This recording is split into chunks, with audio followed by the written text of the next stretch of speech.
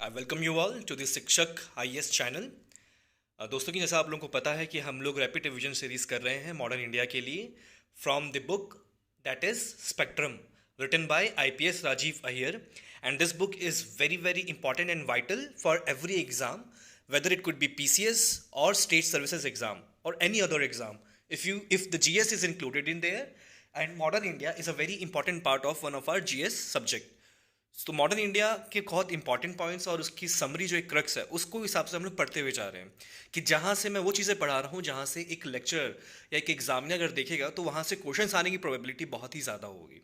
तो मैं सिर्फ वहीं से पढ़ा रहा हूँ दोस्तों, ठीक है। और शुरुआत करने से पहले ये बताना चाहूँगा दोस्तों कि हम लोगों ने free test of current affairs रोज़ के रोज़ एवरीडे लॉन्च किए हुए हैं।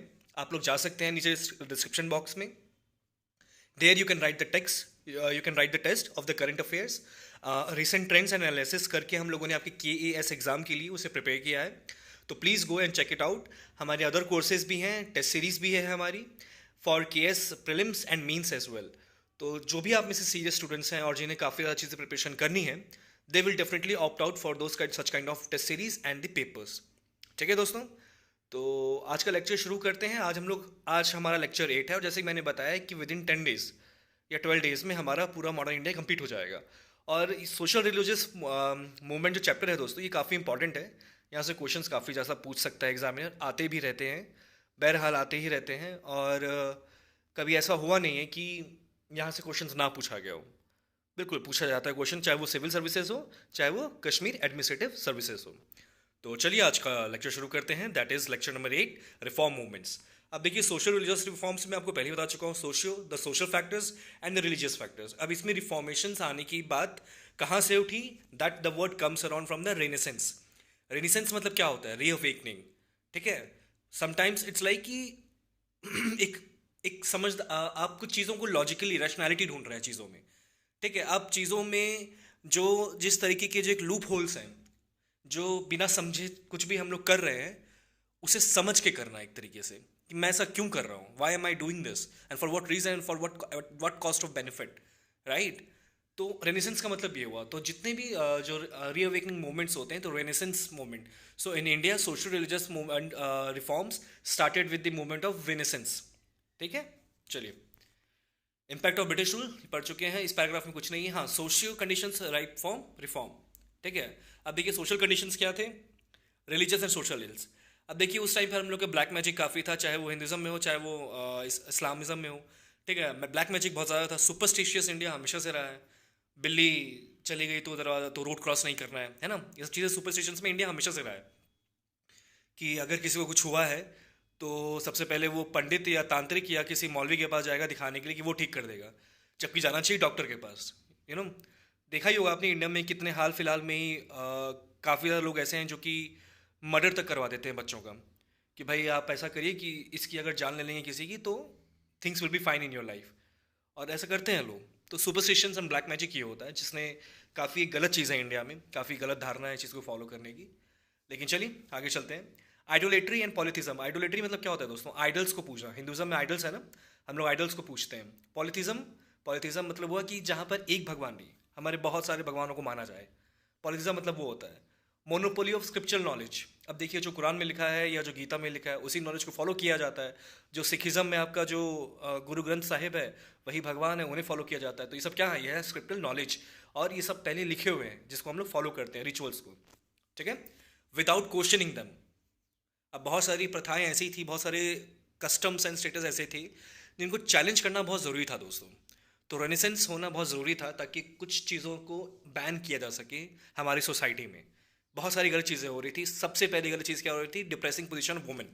वुमेन एक सिर्फ नाम नाम की वुमेन थी दोस्तों उस टाइम पर।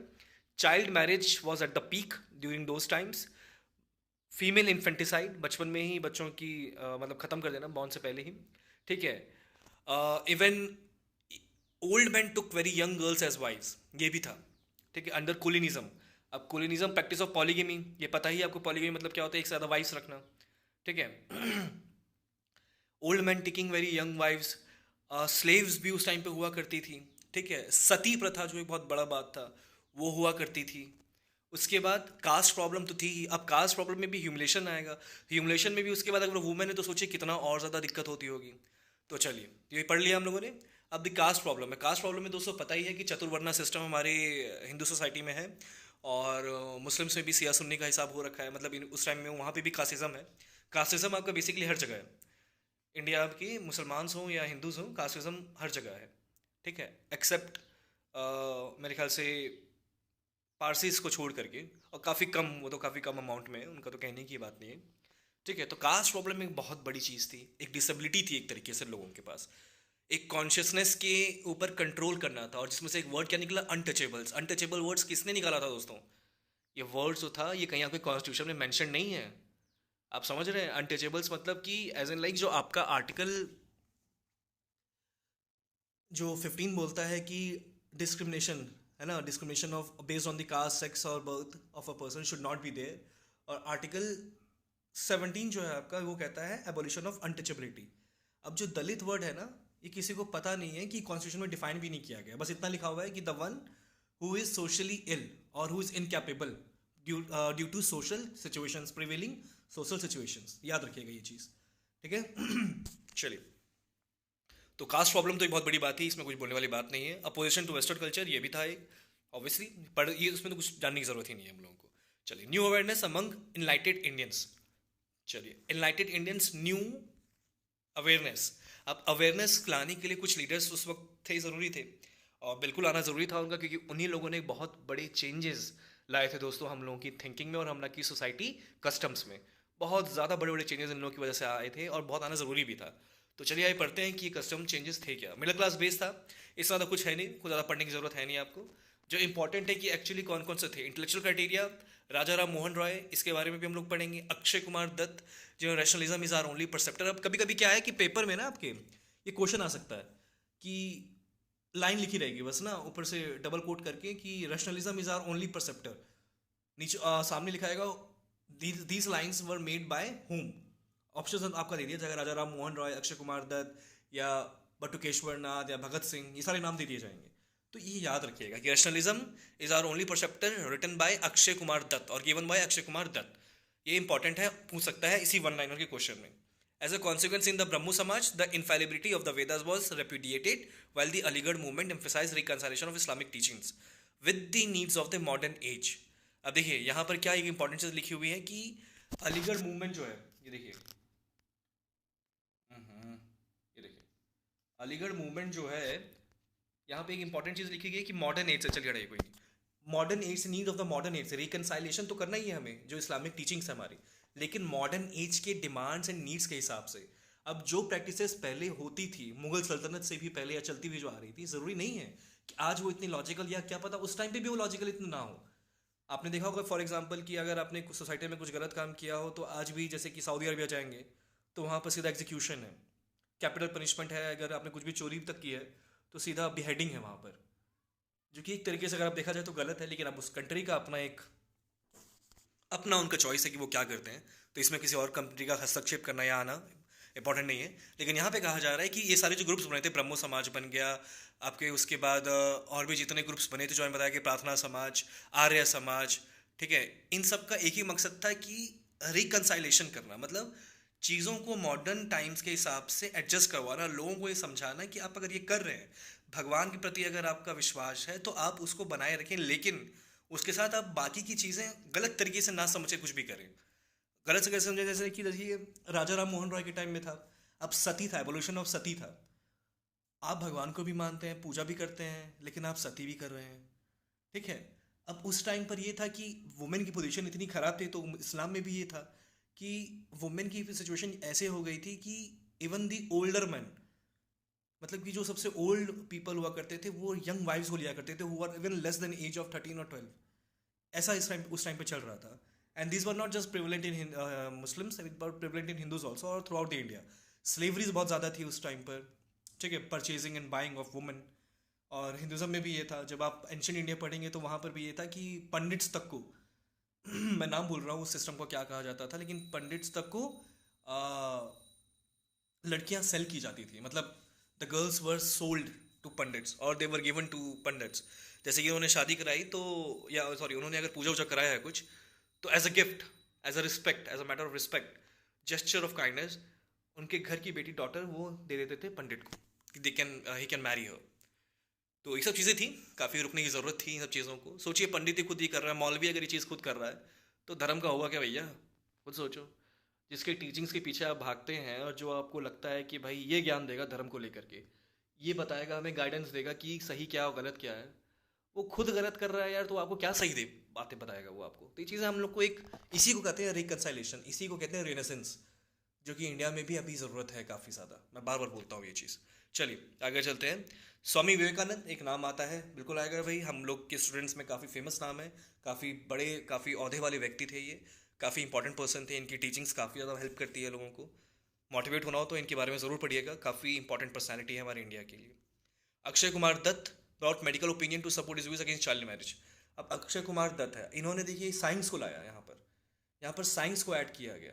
तो रेनेसेंस मूवमेंट में आपका ये भी हुआ था कि यहाँ पर साइंस को भी ऐड किया गया था, ना ही सिर्फ मतलब जो चल रहा है, जो चीज़ गलत हो रही है उसमें साइंस को भी लाया गया कि देखिए भाई एविडेंस भी है, जो आप कर रहे हैं गलत है, इससे ये भी हो सकता है। तो चाइल्ड मैरिज के लिए एक मेडिकल ओपिनियन भी बनाया गया कि देखिए बॉडी वुमेन की ख़राब हो सकती है इस चीज़ से। ऑब्वियसली बार बार अगर यार आप बचपन में अगर चाइल्ड मैरिज आप करवा रहे हैं तो ऑब्वियसली चीज़ें, बॉडी जो चेंजेस है, फिजिकल चेंजेस जो है वो थोड़ा इंपैक्ट तो पड़ेगा ही, ये साइकोलॉजिकल पे हो या किसी चीज़ पर भी हो। तो अक्षय कुमार दत्त का ये हिसाब था, तो ये याद रखिएगा, याद रखिएगा मतलब कि एक दिमाग में रखिएगा आइडिया। चलिए, monotheism of the Vedas and unitarianism of Christianity. Monotheism मतलब कि वेदास के बारे में मोनोथिस्ट बनना कि एक वेदा है और उसी को पढ़ना है, ठीक है। और यूनिटेरियनिज्म ऑफ क्रिश्चियनिटी, कुछ ज़्यादा इसमें समझने वाली बात है नहीं। चलिए, Syed Ahmad Khan said all the prophets at the same दिन। सैयद अहमद खान मुस्लिम फ्रेटर्निटी के एक इंपॉर्टेंट पर्सन थे उस टाइम पर, रेसेंस मूवमेंट के। इन्होंने ही ये कहा था कि यार आने वाले टाइम में जो कि कुरान की टीचिंग्स है, इस्लामिक की टीचिंग्स है, और जो प्रैक्टिसेस हम लोग में है, उसको समय के साथ रहना, चेंज होना ज़रूरी है। तो सैयद अहमद खान ने ये कहा था कि हर कंट्री में अलग प्रॉफिट्स है, लेकिन उन लोग की फेथ वही है, मतलब कि फेथ वही है, लेकिन उन लोग का तरीका अलग है चीज़ें करने का। समझ रहे हैं आप जी? चलिए आगे चलिए, इतना इंपॉर्टेंट नहीं है सब पढ़ना। अब टू स्ट्रीम्स है यहाँ पर, एक है रिवाइवलिस्ट और एक है आपका रिफॉर्मिस्ट। रिफॉर्मिस्ट वो जो रिफॉर्म्स करना चाहते हैं, चीज़ें नया बदलना चाहते हैं, कुछ चीज़ें पुरानी हो गई है तो वो चाहते हैं कि लोग समझें और ये चीज़ें ना करें। रिवाइटलिस्ट जो है ये चाहते हैं कि आपकी पुरानी चीज़ों को रिवाइवल किया जाए। अब जैसे कि आर्य समाज था, आर्य समाज था, इन्होंने कहा था कि बैक टू द वेदास, मतलब कि जो वेदास को जो फॉलोइंग्स है जो उसमें लिखा है उस पर चाहिए। अब वेदास की फॉलोइंग्स में जाएंगे तो भाई हमारे वेदास में चतुर्वर्णा सिस्टम तो है ही, है ना। चार जो क्लैंस बने हुए हैं जहाँ पे दलित सिस्टम, शूद्र, ब्राह्मण, शूद्र, क्षत्रिय, तो ये बने हुए हैं। तो इस पे क्या है बेसिकली चतुर्वर्णा सिस्टम, मतलब ये होता है कि इसमें जो चार हमारे क्लासिफिकेशन हो रखे हैं, ये स्टेटस एंड वर्क पर हो रखे हैं। ये बेसिकली कास्ट जो बना हुआ है, ये स्टेटस और उस पर बना हुआ है कि काम क्या करें, आपका ऑक्यूपेशन क्या है, उसके हिसाब से जो सबसे लोवेस्ट काम कर रहा है उसे कहते हैं शूद्र। तो यहाँ से आपका एक कास्टिज्म निकल गया, है ना, टचेबिलिटी यहाँ से आ गई, अनटचेबिलिटी। तो ये था रिवाइट। तो रिफॉर्मिस्ट क्या हुआ, जो चाहते हैं कि रिफॉर्म्स हो, जहाँ पे साइंस ऐड कर देते हैं, जहाँ पर लॉजिक, रैशनलिज्म, ये सब बात करते हैं। रैशनलिज्म की किसने भी कही थी बात, वो कही थी अक्षय कुमार दत्त ने, मैंने बोला है कि याद रखना इस चीज़ को। चलिए, तो प्रार्थना समाज, अलीगढ़ मूवमेंट, ये वन ऑफ द एग्जांपल थे जिनको रिफॉर्मिस्ट मूवमेंट कहा जा सकता है। और रिवाइटलिस्ट जो वो थे जो पुरानी चीज़ों को रिवाइवल करना चाहते थे, जैसे कि वेदास हो गए, उपनिषद हो गए, कुरान हो गया इस्लाम में, ठीक है। चलिए, डायरेक्शन ऑफ सोशल रिफॉर्म, इतना ज़्यादा जानने की जरूरत नहीं है, बेकार है ये सब चीज़ें। Fight for the betterment of position of women, देखिए बहुत इंपॉर्टेंट है। आप में से जो भी प्रीलिम्स क्लियर करेगा और वो मेंस लिखेगा ही लिखेगा, मेंस में आपके important topic based on the question of women, चाहे आप सिविल सर्विसेज का पेपर दे रहे हैं, चाहे आप केएस का पेपर दे रहे हैं, वुमेन पर क्वेश्चन आता ही होता है। और ये यहाँ से काफ़ी अच्छा एक सोर्स ऑफ इंफॉर्मेशन आपके लिए, मतलब यहाँ से आप नोट्स बना करके अपने मेंस के लिए रख सकते हैं for the position of women. यहाँ से अगर आप पे क्वेश्चन आया कि during the 17th century, end of the 17th century, discuss the few impediments during the development of the women's position in our society, discuss. अब ये 150 वर्ड्स का अगर आ गया आपको, या मान लीजिए 250 वर्ड्स का आ गया, तो क्या करोगे? चाहिए तो इन्फॉर्मेशन अच्छा खासा ना। अब उल्टा सीधा तो कुछ भी लिख नहीं दोगे यार, हाँ ठीक है हमारी वुमेन का ये हिसाब था, गलत हो रहा था, अच्छा नहीं होता, नहीं, आपको पॉइंट्स लिखने होंगे तभी आपको, कि वहाँ मार्क्स लाने हैं, आपको वहाँ पे ज्ञान नहीं देना है, आपको वहाँ पे मार्क्स लेने के लिए स्टेटमेंट्स लिखने हैं ताकि आप मार्क्स ले सकें। तो यहाँ से इन्फॉर्मेशन, यहाँ से नोट्स बना के रखिएगा वुमेन का। चल देखिए, पर्दा, early marriage, ban on window marriage, ये सब था, पता ही आपको पर्दा सिस्टम। मुस्लिम्स में आज भी पर्दा है कि पर्दा रहता है। सामने नहीं आते हैं, ठीक है। Education was generally denied to them. Education तो खैर बात ही नहीं, जब यार इतना विडो रीमैरिज हो रहा है, सती हो रहा है, तो पढ़ाई लिखाई तो बहुत दूर दूर की बात है। Polygamy was prevalent among Hindus as well as Muslims, बता चुका हूँ, एक से ज़्यादा वाइफ्स रखना हिंदू मुस्लिम्स में दोनों में था, ठीक है। अब देखिए जो इंपॉर्टेंट पॉइंट है कि ये सारी चीज़ें थी, अब इसमें इतना डिटेल्स में नहीं जाना है। अब इंपॉर्टेंट पॉइंट ये है कि भाई स्टेप्स क्या लिए गए इन चीज़ों को ठीक करने के लिए। एबोल्यूशन ऑफ सती के लिए मैंने पहले बता रखा है, राजा राम मोहन राय, इनका नाम बहुत पहले आता है। इन्होंने अपने बहुत एफर्ट्स डाले थे, इंडियन रेनेसेंस मूवमेंट के काफ़ी इंपॉर्टेंट पर्सन थे एंड काफ़ी नॉलेजेबल, मतलब आप बोल सकते हो कि बंदे के पास दिमाग बहुत ज़्यादा था। A very intelligent and very intellectual person of R India, organic intellectual जिसे बोलते हैं वो ये थे, ठीक है। और उस टाइम पे गवर्नर जनरल कौन थे, तो वो थे विलियम बेंटिक। यहाँ से क्वेश्चन आपका आएगा, अगर आपने याद नहीं किया है तो 2 नंबर कटेंगे, मुझे कोई कष्ट नहीं है, अगर आपको भी दिक्कत नहीं है तो आपकी मर्जी है, मैं तो बोलूँगा, मेरा काम है बोलना। तो राजा राम मोहन राय थे जो उन्होंने उस टाइम पर काफ़ी एफर्ट्स डाले ताकि ये widow remarriage act, widow abolition of sati हो। और उस टाइम पे गवर्नर जनरल जो थे वो तो विलियम बेंटिक, तो एक्चुअली इलीगल कर दिया गया था। कौन से एक्ट के through, Bengal code regulation act 1829। ये कभी कभी क्वेश्चन पूछा सकता है और ये पूछा गया है, क्योंकि आपका पीसीएस एग्जाम है, सिविल सर्विस में तो नहीं होता है, लेकिन पीसीएस में पूछ सकते हैं आपको कि which among which of the acts actually declared sati as an illegal act, that is 1829 of the regulation act.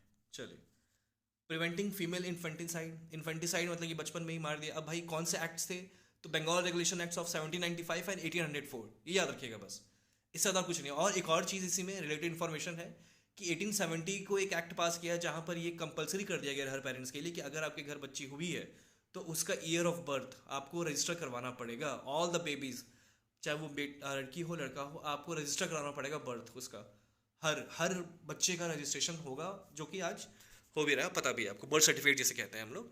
तो ये कस्टम कहाँ से है, ब्रिटिश से है, बहुत सारी चीज़ हमारे ब्रिटेन से आई है, वो आगे पढ़िएगा आप लोग। चलिए, 2 एक्ट याद रखिएगा, 1795 एंड 1804। अब विडो रीमैरिज एक्ट है, तो ब्रह्मो समाज had the issue of window remarriage high on it's agenda. अब देखिए ब्रह्मो समाज का नाम इसे बहुत ज़्यादा आगे आता है कि भाई ब्रह्मो समाज को विडोज रीमैरिज एक्ट पे उन्होंने काफ़ी ज़्यादा, उनका वन ऑफ द एक प्रायोरिटाइज पॉइंट था कि भाई इस पे तो काम करना ही करना है, और उन्होंने काफ़ी काम किया।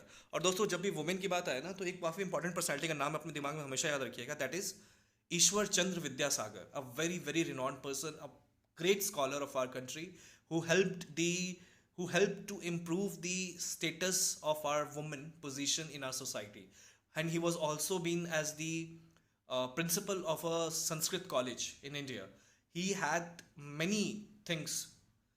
His contribution is very far large, is very bigger in the development of women's position. As you can see that कि संस्कृत कॉलेज के प्रिंसिपल थे कलकत्ता में, हिंदूज रीमैरिज एक्ट के लिए इन्होंने काफ़ी मेहनत की, ठीक है। एंड ही लीगलाइज्ड, एक्ट पास हो गया, तो ये काफ़ी इंपॉर्टेंट पॉइंट था। इनके बारे में और भी टीचिंग्स के बारे में पढ़ेंगे आप, तो काफ़ी कुछ पढ़ेगा, पता चलेगा आपको इनके बारे में। लेकिन इतना पॉइंट याद रखिएगा कि one name that comes from the Hindu widows remarriage act, that is Ishwar Ishwarchand Vidyasagar, ठीक है। ये इतना तेज़ी से बोल रहा हूँ तो कभी कभी वर्ड जो है वो क्रम्बल हो जाते हैं। चलिए, anyhow, Vishnu Shastri Pandit founded the widow remarriage association in 1850s। अब ये याद रखिएगा कि भाई विडो रीमैरिज एसोसिएशन किसने फाउंड आउट किया था, तो वो विष्णु शास्त्री पंडित थे। याद करना पड़ेगा, कोई ऑप्शन नहीं है। सोच रहे हो कि यार ऐसे निकल जाएगा, तो निकल जाए, कोई दिक्कत नहीं है मुझे, लेकिन ये सब चीज़ें इंपॉर्टेंट। आप में से जो भी सीरियस स्टूडेंट्स हैं, मैं तो बार बार चीख चीख करके बोलता ही हूँ कि यार आप लोग लाइक कमेंट शेयर करो, लेकिन आप में से शायद बहुत कम लोग लाइक कमेंट शेयर करते हैं। आप लोगों के लिए मतलब इतना कुछ मेहनत हो रही है और फ्री एक्सेस है आप लोगों के लिए, लेकिन बहुत अब में से ये भी नहीं कर पा रहे हैं कि वो लोग लाइक तक नहीं कर पा रहे हैं। मतलब आप सोचिए कि आप लोग से इतना भी नहीं हो पा रहा है कि आप लोग लाइक नहीं कर पा रहे हैं, ना सब्सक्राइब कर पा रहे हैं, ना शेयर कर पा रहे हैं, कुछ भी नहीं हो पा रहा है आप लोगों से। लेकिन चलिए कोई नहीं, जो प्रॉमिस किया है वो तो करेंगे ही करेंगे। लेकिन चलिए, तो विष्णु शास्त्री पंडित जो है उन्होंने विडो रीमैरिज एसोसिएशन 1850s में फाउंड आउट किया था। और इनके साथ कुछ नाम और आते हैं जो कि आप लोगों को याद रखने की ज़रूरत है, दैट इज सत्य प्रकाश इन गुजराती। और सत्य प्रकाश गुजराती एक जर्नल था, किसने चालू किया था, ये एक जर्नल ही मान लीजिए, जर्नल एक न्यूज़पेपर टाइप में मान लीजिए, एक मैगजीन मान लीजिए। किसने चालू किया था, भाई करसनदास मूलजी। करसनदास मूलजी ने आपका सत्य प्रकाश गुजराती में चालू किया था, गुजराती में, ठीक है। डीके कारवा एक नाम आता है आपका वेस्टर्न इंडिया से, इतना था उसमें कुछ है नहीं। और डीके कारवा जो ये इन्होंने खुद एक विडो से शादी की थी। तो ऑब्वियसली यार एक चीज़ को फैलाने के लिए आपको पहले खुद वो चीज़ एक्सेप्ट करनी पड़ेगी, खुद आपको उस चीज़ की वाइबिलिटी, उस चीज़ का एक्सेप्टेंस लोगों को शो करना पड़ेगा जब आपने खुद एक्सेप्ट कर लिया उस चीज़ को, ठीक है।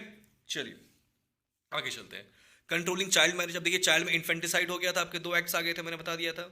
दो एक्ट्स थे आपके, कौन से थे? 1795 और 1804। 1870 में आपका ये बोल दिया गया था कि registration of all the babies होना चाहिए। विडो रीमैरिज एक्ट में कौन सा नाम आता है? ईश्वरचंद्र विद्यासागर आता है। और 1856 में एक्ट पास हो गया था, widows remarriage act was no more illegal, it was legal. Legal मतलब कि आप कोर्ट में केस कर सकते हैं फाइल। कंट्रोलिंग चाइल्ड मैरिज, अब चाइल्ड मैरिज में भी जो आया था वो था भाई नेटिव मैरिज एक्ट, 1872 का था। ठीक है, इतना डेट्स याद नहीं रखने हैं आपको, बस ये याद रखना है, हल्का फुल्का आपको दिमाग में रखना है कि भाई कंट्रोलिंग चाइल्ड मैरिज था तो नेटिव मैरिज एक्ट का था वो। ईयर याद नहीं रखना, ईयर आपसे नहीं पूछा जाएगा। ठीक है, बी एम मालाबारी जो है, rewarded with enactment of age of consent, मतलब बी एम मालाबारी एक नाम जो है, इनको इनकी मेहनत रंग लाई और child marriage act, consent act हुआ। अब चाइल्ड मैरिज कंसेंट एक्ट मतलब कि भाई कंसेंट होना चाहिए। अब उन लोगों को तो इतनी दिमाग है नहीं, तो इसलिए भाई उम्र बढ़ा दो, 18 से 20 21 कर दो। एक नाम यहाँ पे आता है दोस्तों, और मुझे लग रहा है कि इस बार शायद आपके केस के पेपर में क्वेश्चन आ सकता है या सिविल सर्विसेज में ये पूछा जा सकता है। काफ़ी छुपा हुआ पॉइंट है ये, काफ़ी लोग स्किप कर देते हैं और मैं वही पॉइंट्स उठाता हूँ जो कि स्किप्ड हो जाते हैं और काफ़ी इंपॉर्टेंट चांसेस होते हैं, उन्हें काफ़ी हाई चांसेस होते हैं कि वहाँ से क्वेश्चन पूछा जा सके। दैट इज रुखमा by Raut, who went on to become India's first women physician to practise medicine. ये नाम सिंपल सिविल सर्विसेज में आपसे पूछा जा सकता है कि Rukhma by Raut was associated or consider the following statements about Rukhma Bai Raut. 4 statements होंगे, उसमें से एक ही सही होगा, या 2 स्टेटमेंट्स होंगे, उनमें से एक या दोनों सही होंगे। याद रखिएगा, Rukhma Bai Raut became the India's first woman physician to practice medicine। अब क्यों ये इतना इंपॉर्टेंट पॉइंट है? क्योंकि इन्होंने केस फाइल किया था डिवोर्स के लिए। ठीक है, डिवोर्स के लिए एक्ट किया था इन्होंने, चाइल्ड मैरिज एक्ट के लिए भी इतना कुछ किया था, और इनका केस काफ़ी इंपॉर्टेंट हुआ था उस टाइम पर। ठीक है, child marriage act and the rights of the women to the forefront, इनकी खुद डिवोर्स हुआ था, इनका खुद डिवोर्स हुआ था। और इन्होंने ये कहा था कि भाई मेरे हस्बैंड से फाइट, मैं मुझे आप मतलब लाइफ इम्प्रिजमेंट दे दो, लेकिन मैं अपने हस्बैंड के साथ आई कैन नॉट स्टे। और दादा भाई नरोजी थे मेरे ख्याल से, दादा भाई नरोजी थे आई गेस, इनके उस टाइम पे जो हस्बैंड थे, for sure was married to Dadabhai Bhikhaji, sorry not Naoroji Naoroji तो खैर बहुत बड़े आदमी हो गए, उनसे तो एक्सपेक्टेड भी नहीं था ऐसा। दादाजी भिखाजी, इनसे इनकी शादी हुई थी, लेकिन जो भी अब वट एवर द थिंग्स, तो इसलिए इनका इंपॉर्टेंट इतना है कि भाई इन्होंने भी वन ऑफ द पर्सन थी, one of the women who actually raised voice against this kind of atrocities that was happening against women in our society. चलिए, चाइल्ड मैरिज रिट्रेंट एक्ट बता दिया मैंने आपको, 18 लड़कों का कर दिया गया था, 14 लड़कियों का कर दिया गया था।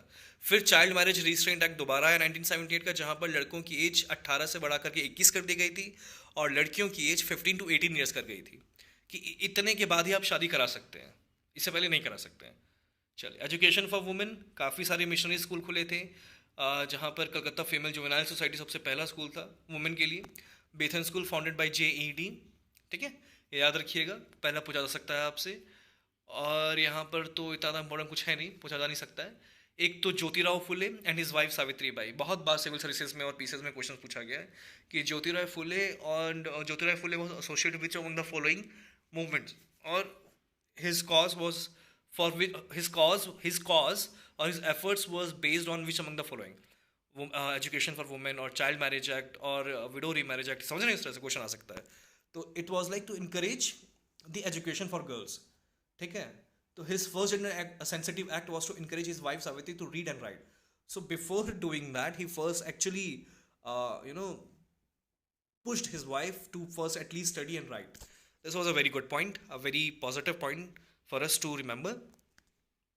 So Savitri could be said to have become the first female school teacher of the modern India. एक पॉइंट लिखा गया है, शायद पूछा जाए, लेकिन मुझे लगता नहीं इतना पूछा जाएगा आपसे। ये उसमें होगा, मतलब अगर ये आया भी ना तो कंसीडर द फॉलोइंग स्टेटमेंट्स होगा, कि 2 स्टेटमेंट्स होंगे कि Savitribai could be said to have yes true और फॉल्स, या yes the statement 1 is true और नॉट। याद रखिएगा। चलिए आगे चलते हैं, आज ही हम चैप्टर ये खत्म कर देंगे पूरा। Sarojini Naidu went on to become the president of the Indian National Congress. अब देखिए वुमेन्स का एक चीज़ ध्यान रखिए, वुमेन्स का पार्टिसिपेशन जो है वो बढ़ता जा रहा है। Now Sarojini Naidu was the first Indian women to become the president of Indian National Congress, याद रखिएगा ये चीज़। चलिए, वुमेन्स ऑर्गेनाइजेशन से कौन सा है? Sarla Devi Chaudhurani convened the first meeting of the Bharat Shri Mahamandal in Allahabad, याद रखिएगा, क्वेश्चन पूछा जाता है हमेशा। Who convened the first meeting of the Bharat Shri Mahamandal? That was Sarla Devi Chaudhary. And where it happened? It happened in Allahabad. Who Sarla Devi Chaudhurani convened the first meeting of which of the following? That was Bharat Sri Mahamandal in Allahabad. Ramabai Ranade founded the Ladies Social Conference, that is Bharat Mahila Parishad, under the parent organization National Social Conference. आपको बस इतना याद है, you need to remember this much only, that the Ladies Social Conference or the Bharat Mahila Parishad was founded by Ramabai Ranade. That's all. Pandita Ramabai Saraswati founded the Arya Mahila Samaj. You have to remember this only, that Pandita Ramabai Saraswati founded the Arya Mahila Samaj. ठीक है, this things you have read so much. हम एक बार देख लेते हैं end में. The All India women's Conference founded by Margaret Cousins in 1927 was perhaps the first women's organization with an egalitarian approach. अब all India women's conference was founded by Margaret Cousins. Statements आ सकते हैं. The first organization with an egalitarian approach in India was which among the following? That was All India Women's Conference and was founded by Margaret Cousins.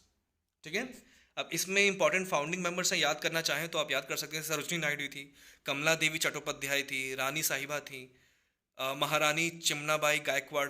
ये सब याद करना चाहते हैं तो कर सकते हैं. वैसे प्रोबेबिलिटी कम है कि पूछा जाएगा आपसे.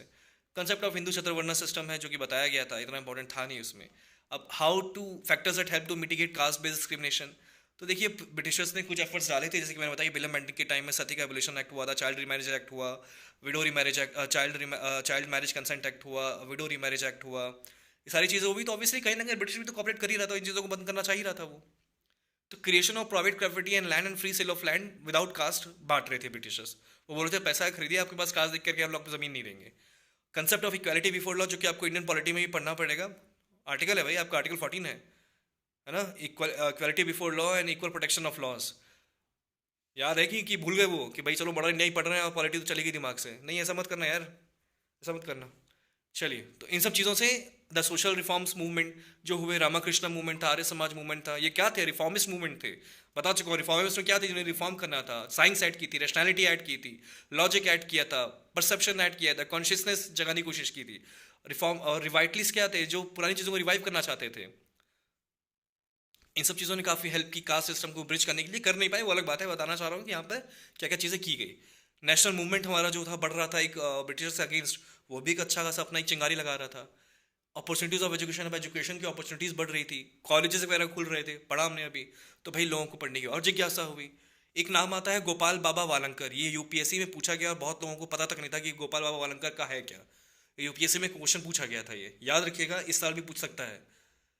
ये नाम आया था क्योंकि यूपीएससी ऐसे ही नाम पूछता है यार, वो कभी कभी ऐसे ही नाम पूछ देता है कि बुक आपने पढ़ी हुई है लेकिन आपने ध्यान नहीं दिया, आपने स्किप कर दिया है वो चीज़. तो Gopal Baba Walangkar was a pioneer in the uplift the movement of untouchable people. ठीक है, तो कौन था भाई? एक सब इंपॉर्टेंट नाम कौन सा आता है? एक तो बाबा अम्बेडकर साहब और दूसरा आता है गोपाल बाबा वालंकर. ठीक है, इन दोनों में काफ़ी इंपॉर्टेंट था टू अपलिफ्ट द अनटचेबल. और ही फाउंडेड द अनर्य दोष परिहर मंडली. याद रखिएगा, आप जो भी अच्छे स्टूडेंट्स हैं वो लोग इसको नोट्स बना के रखिएगा, क्वेश्चन आ सकता है. आप में से कई सिविल सर्विसेज भी दे रहे होंगे और कई केएस का एग्जाम भी दे रहे होंगे. काफ़ी इंपॉर्टेंट पॉइंट है ये. Who founded the अनर्य Dosh Parihar Mandali? That is Baba Gopal Baba Walangkar, sorry. ठीक है, Walangkar became the first Dalit to launch a newspaper, the Vital Vidhvansak. पहले दलित थे जिन्होंने विठल विद्वासक लॉन्च किया था. सो क्वेश्चन ये नहीं आएगा who was the first Dalit to launch a newspaper, नहीं, ये नहीं क्वेश्चन आएगा. क्वेश्चन आएगा Walangkar was the first who launched Vital Vidhvansak. ठीक है, डिस्ट्रॉयर ऑफ ब्राह्मणिकल और ceremonial pollution. Who was the first one to who launched Vital Vidhvansak, और Vital Vidhvansak was launched by which among the following? That is again Gopal Baba Wangekar. यही है ना, गोपाल बाबा वालंकर. हाँ ठीक है, चलिए, तो ये पॉइंट याद रखिएगा. अनर्य दोष परिहर मंडली, society for the removal of evils among the non Aryans. चलिए, अब मूक नायक किसने चालू किया? बाबा साहब अम्बेडकर ने. क्वेश्चन आ सकता है हु स्टार्टेड मूक नायक? मूक नायक मतलब मुख दर्शक एक होता है ना, कि बस चुपचाप देख रहे हैं, बोल कुछ नहीं रहे हैं. मुख दर्शक, चीज़ें हो रही हैं सामने, बस देख रहे हैं, तो लीडर ऑफ द वॉइसलेस. मुख नायक, नायक मतलब लीडर, तो लीडर एक जो जिसके पास जबान नहीं है उनका लीडर. बहुष्कृति हिताकरणी सभा, ये भी अम्बेडकर साहब ने ही किया था. बहिष्कृत भारत, ये भी अम्बेडकर साहब ने किया था. तो इन नाम को याद रखिएगा, इंपॉर्टेंट नाम है, पेपर में पूछा जा सकता है, पूछा जाता है हर साल. ईवी रामास्वामी नायकर जो हैं, इन्होंने केरला का, श्री नारायण गुरु जो है, इन्होंने केरला के नॉन ब्राह्मण मूवमेंट चलाए थे, क्योंकि entry of lower caste into the temple, तो वहाँ से नाम किसका आता है? ईवी रामास्वामी और श्री नारायण गुरु, केरला में, ये नाम याद रखिएगा। महड़ सत्याग्रह किसने कराई थी? भीमराव अम्बेडकर ने, याद रखिएगा। मैं इंपॉर्टेंट पॉइंट्स बता रहा हूँ जहाँ से डायरेक्टली क्वेश्चन आपके हिट हो सकते हैं, लिटरली बोल रहा हूँ। तो बस जो पॉइंट्स बता रहा हूँ उन्हें याद रखिएगा जो मार्क किए हुए हैं मैंने। भीमराव अम्बेडकर लेड दी महद सत्याग्रह, ठीक है। महड़ सत्याग्रह किसने कराया था? तो भीमराव अम्बेडकर ने कराया था। कॉन्स्टिट्यूशन ऑफ फ्री इंडिया तो नहीं आया तो ऑब्वियसली कास्टिज्म खत्म ही हो रहा था। तो इतना आपका बन गया दोस्तों, आज हम लोगों ने चैप्टर कर लिया है, काफ़ी स्पीड से किया है। आई होप आप लोग इस चीज़ को फॉलो करें। कल दोबारा से मिलते हैं हम लोग शाम को, तब तक के लिए keep studying, keep learning and keep patience. Take care.